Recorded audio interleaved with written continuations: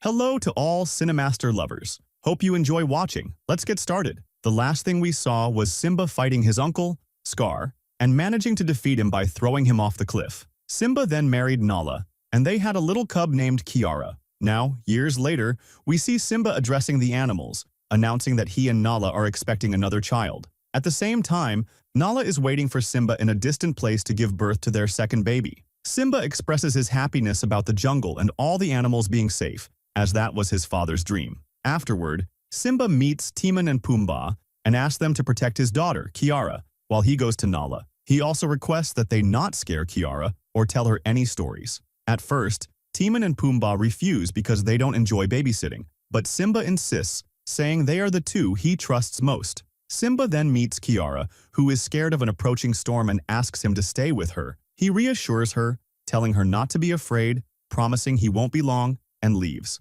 Moments later, Timon and Pumbaa begin telling stories to Kiara, despite Simba's request. They claim they were the ones who defeated Scar. Kiara calls them liars, saying her father told her he was the one who defeated Scar. As thunder roars in the sky, Kiara gets scared and hides. Timon and Pumbaa try to comfort her, explaining that fear is natural and all creatures experience it. When Kiara sees Rafiki, she runs to him. Rafiki advises her to be strong for her family. He tells her that Simba and Nala will soon return with a new baby and shares a secret. When her father was her age, he was also afraid of thunder. He used to hide behind Mufasa. Kiara asks when her father stopped hiding.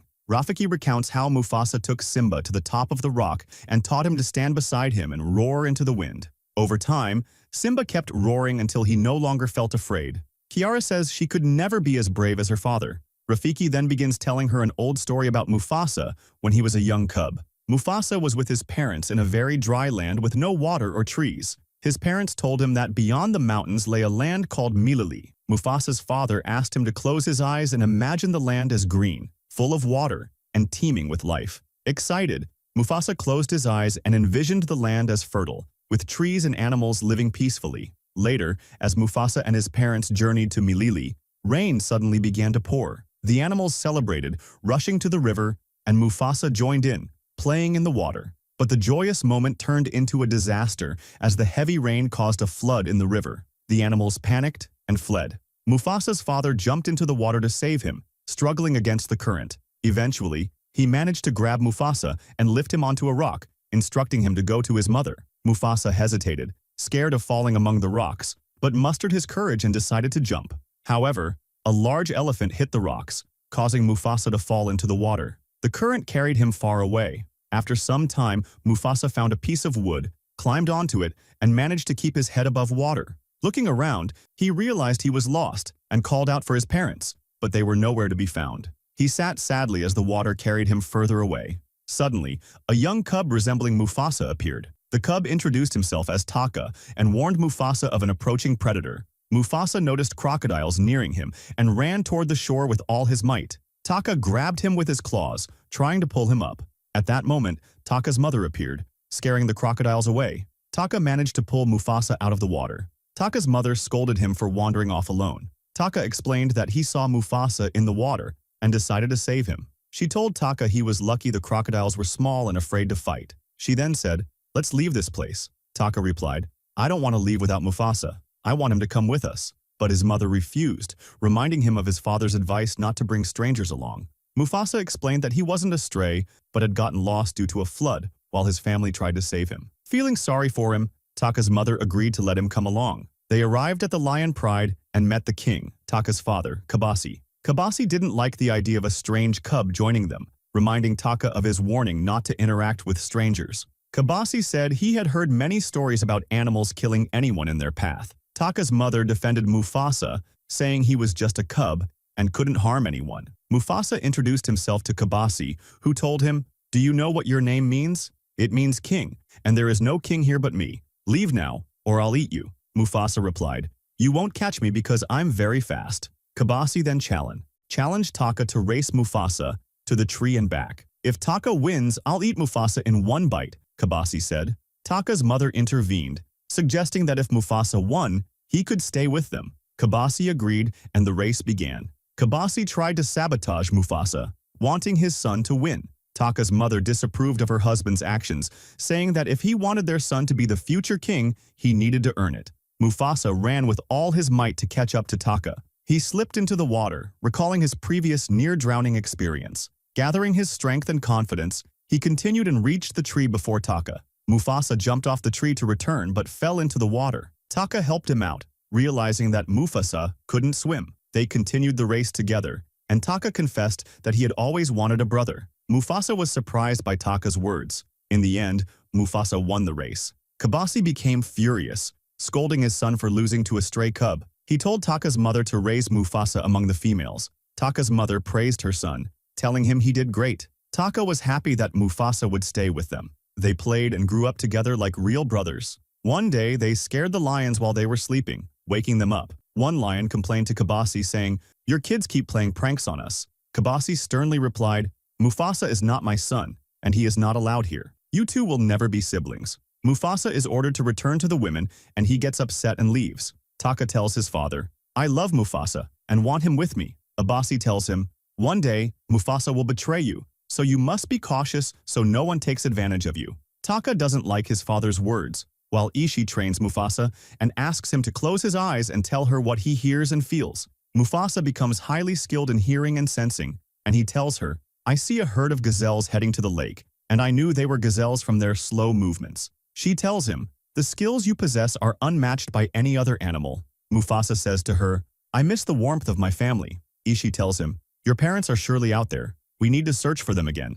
Mufasa replies, "I see no hope of finding them, and at the same time, Abasi doesn't accept me here." She tells him, "I consider you my son, and if Abasi sees the talent you have, he'll realize you must be king." Mufasa responds, "He'll never agree to that, and I don't need to be like Taka. I'm happy as I am with no responsibilities." Taka overhears them from afar, while Ishi takes Mufasa to teach him how to hunt gazelles. However, at the same time, two white lions approach, staying hidden. When the gazelles see them, they flee, and the white lions attack Ishi. Mufasa fights the lions, while Ishi sees Taka scared and running away. Mufasa shows great courage, fights the lions fiercely, and manages to kill one of them, causing the other to flee in fear. Ishi thanks Mufasa for his bravery in fighting the lions and saving her. She returns to Abasi and recounts what happened, telling him, "If it weren't for Mufasa, I would have been dead." Abasi tells her, "We owe Mufasa a great debt." Mufasa says, "We need to prepare and be cautious because the white lion has returned to his pride, and I sense they will come for us again." Abasi asks him, "How do you know?" Mufasa replies, "Send a lion to scout and confirm my words." Abasi sends a lion named Shigeru to their territory. Meanwhile, the white lion who escaped from Mufasa returns alone to King Kiros. Kiros is upset and asks him, "Where is my son, Shago?" The lion replies, "We faced a strong lion who fought Shago fiercely and killed him." The king says, "So you left my son to die alone and returned?" The lion, scared, explains, "I was injured in the battle and there was no hope of victory." Kiros tells him, "Don't fear me, I won't harm you. I'll let the rest of the lions eat you." Indeed, the lions gather to kill him. Shigeru witnesses this and returns to report what he saw, while Abasi tells Taka, "You must not tell anyone you ran away because it cannot be said that the king was afraid." Taka replies, "I don't want to be king." Later, the lion Shigeru returns and informs Abasi that the white lions are planning to attack them, and their numbers are double theirs. Each of their lions is larger than ours, and their king is named Kiros. Abasi is terrified by this and says he must protect his lineage. He orders Taka to leave and start a new life, and he commands Mufasa to flee with him and protect him. Mufasa goes to talk to Ishi, saying, "I don't want to leave you." She tells him, "Beyond that valley lies the land of Malili, which your parents told you about. It's a bright and green land. Go there, and you might find your parents." Mufasa replies, "What matters to me now is not losing you." Ishi tells him, "I love you too and see you as my son, but you must flee to be safe and secure. Search for your new home." Taka comes and apologizes to his mother for running away from the battle with the white lions. His mother tells him, "I'm not upset with you, and your moment of courage hasn't come yet." The two leave together. After a while, the white lions arrive, and Abasi and Ishi stay to defend their land. Abasi confronts Kiros, asking, "Why have you come to challenge me? There are supposed to be rules among lions." Kiros tells him, "Forget those rules because you will no longer be the king of the Valley of Kings. I will be the new king, and any land touched by light will be mine." Abasi and his pride are frightened and retreat, unable to do anything against them. Abasi is at a loss while Taka stops running and wants to return. Mufasa convinces him that they must keep fleeing. However, because they pause for a moment, the white lions catch up to them, chasing them. Mufasa and Taka reach a lake, and as usual, Mufasa fears the water. He tells Taka, "It's better for us to fight than to drown and die." Taka tells him, "I order you to swim." While they are talking, the white lion pride catches up with them. Kiros asks, "Who among you killed my son?" Mufasa replies, "I killed him, and Taka has nothing to do with this, so let him go." But the lions realize that Taka is the son of the former king, meaning he must die too.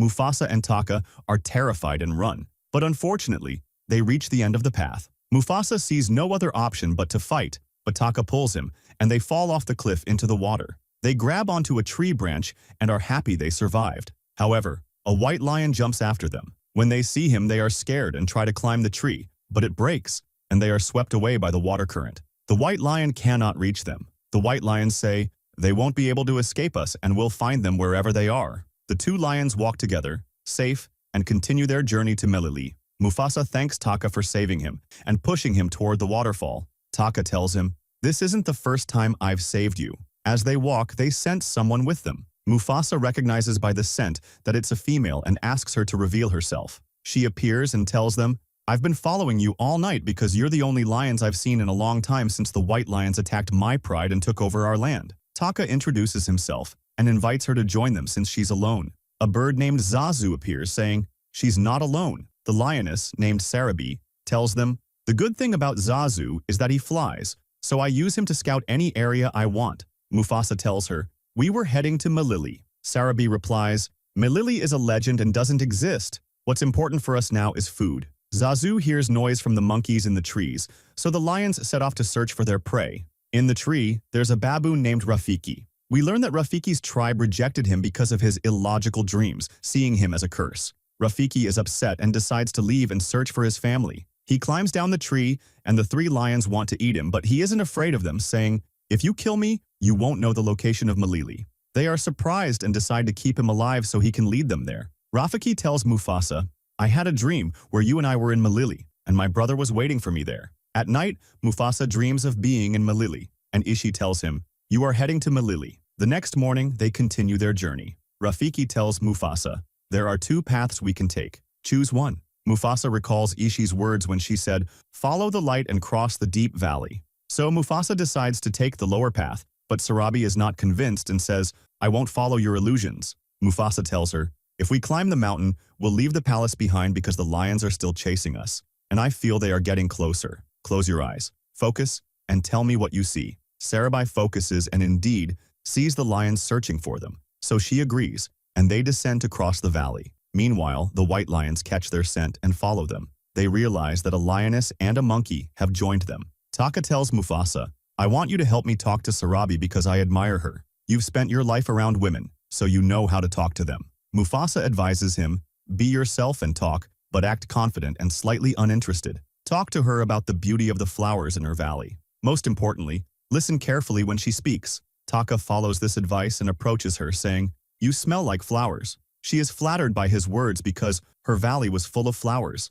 As they walk, they see a herd of elephants. Suddenly, they spot the white lions on the other side. Mufasa says, "We must make the elephants fight with us somehow." Sarabi comes up with an idea. Meanwhile, the lions are advancing toward them. Sarabi climbs a tree and drops a beehive to the ground. When the elephants smell the honey, they become agitated, charge forward, and kick a white lion in their path. Mufasa climbs the tree, but Sarabi falls, gets hit by the elephants, and loses consciousness. Mufasa descends to save her and drags her to safety. Meanwhile, Scar hides in fear, and luckily, the elephants shield him. The white lions decide to retreat for now. When Sarabi wakes up, she learns from Rafiki what happened to her and asks, "Who saved my life?" Mufasa lies, saying, "Taka saved you," wanting Sarabi to like Taka. She thanks Taka, and they continue their journey until they reach snowy mountains. Mufasa asks Zazu to use his wings to erase their tracks so the white lions cannot follow them. Zazu agrees and covers their tracks with snow,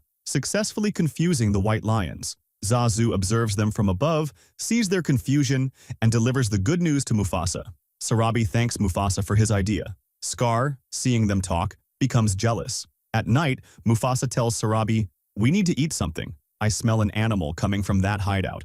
Sarabi is surprised by his ability to smell animals in such conditions and tells him, "You are an amazing lion and capable of anything. I realized you saved me when I fainted. I also understood you smelled the flowers on me, which proves you sensed the white lions from afar and now detected the animal in its hideout." Mufasa tries to evade the topic, saying, "I'm not the one who saved you. My brother saved me once, and he saved you too." But she knows he is lying and tells him, "You are destined to be king because you have all the qualities of a great leader. Be honest and admit you saved me." Taka overhears their conversation from a distance. Mufasa confesses to Sarabi, "Since I first saw you, I felt something strange." She replies, "Stay with me and don't leave me." They walk together, and Taka is consumed with rage after witnessing and hearing everything, especially since he knows Mufasa is aware of his feelings for Sarabi. Yet Mufasa still chose to love her. Taka feels heartbroken and says to himself, "Mufasa is no longer my brother." Distracted by his emotions, he accidentally falls off the edge of a cliff.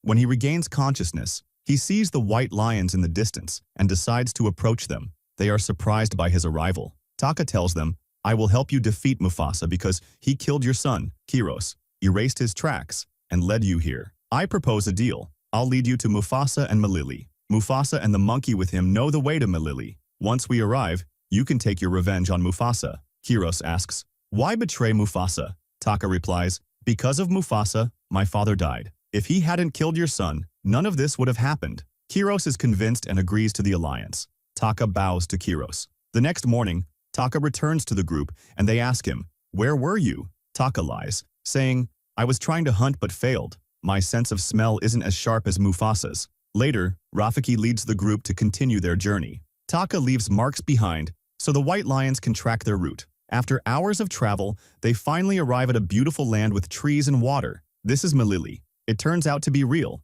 not an illusion. They enter and explore its beauty. Rafiki is overjoyed to see the tree he had dreamed of and where he envisioned his brother waiting. Mufasa tells him, "But your brother isn't here." Rafiki replies, "The one I saw in my dreams was you, Mufasa, standing here beside me." Suddenly, giraffes approach Mufasa and express their fear that danger has followed them to Malili. Mufasa reassures them, "Don't worry, we erased our tracks." But then the white lions appear, scaring the animals into retreat. Kiros tells Mufasa, "You can't escape us again, thanks to your brother, who revealed your location." Mufasa is shocked, and Taka says, "You betrayed me first. Not only did my mother raise you better than me, but even Sarabi loves you, not me." Kairos declares, "All this land will be mine, and I will rule it." Kairos begins to attack Mufasa, who tries to escape. Sarabi finds a group of lions and asks for their help. The lions agree and join the fight. Mufasa manages to push Kairos off the cliff. He then addresses the other animals, urging them to unite and fight for their land, their future, and their survival. He warns them that if they allow the invaders to take over, they will eventually come for them too. The animals respond skeptically, asking, "If the lions can't fight, how can we?" Mufasa explains, "The bull is not fast like the cheetah, nor tall like the giraffe. All animals are important in the jungle. My battle is your battle. Let's put an end to evil and fight together." The animals are convinced by his words, gather around the white lions, and they become frightened. But 3 lions fight Mufasa and manage to push him off the water hill. Mufasa regains consciousness, but Kiros comes to him, and their battle begins. Taka is standing by, watching. Kiros has the upper hand and is overpowering Mufasa, but at that moment, Taka realizes his mistake and feels regret. Remembering his memories with Mufasa, he intervenes and takes the hit on his face instead of Mufasa. At that moment, Taka gets injured on his face, and the famous scar appears. It turns out that Taka is Scar. The 2 lions attack Kiros, but Kiros is stronger than them. Meanwhile, the battle rages outside between the 2 sides. An earthquake occurs, the ground collapses, and a large rock falls near them, taking Mufasa and Kiros into the water. Kiros tries to kill Mufasa in any way possible, but Mufasa fights back. A large rock falls into the water, and Mufasa uses his strong instincts to sense the rock. He grabs Kiros and pushes him under the rock, which falls on him and kills him. Mufasa tries to get out of the water, but since he cannot swim, Taka helps him out. Sarabi comes to check on Mufasa. Taka looks at her with sadness and walks away. Mufasa and Sarabi leave, and the animals gather around them in joy. They bow to Mufasa, recognizing him as king. Rafiki tells him, "You are now the king of Malili." Mufasa is surprised to see his mother, Aisha, and is overjoyed, hugging her. She cannot believe her son is alive. When he asks about his father, she tells him that his father died during the flood and adds, "I always dreamed we would meet again in Malili." Taka comes and apologizes to Mufasa. Zazu tells Mufasa, "You must banish Taka from this place." Mufasa refuses and says, "As long as I am king, my brother will have a place here, even though I cannot bring myself to say your name again after what you did to me." Taka responds, "Fine, call me Scar, so I can always remember what I did." He sarcastically adds, "With your permission, my king," and goes to live in his cave. After that, Mufasa becomes the king of Malili. Sarabai and the others join him, and the rest is history. He stands on the rock and roars. In the present, Kiara stands on the rock and roars. Later, Simba and Nala arrive after having a son. Kiara is happy and plays with him because she had always wanted a sibling. If you liked today's video, don't forget to like, subscribe to the channel, and activate the bell to receive all new updates.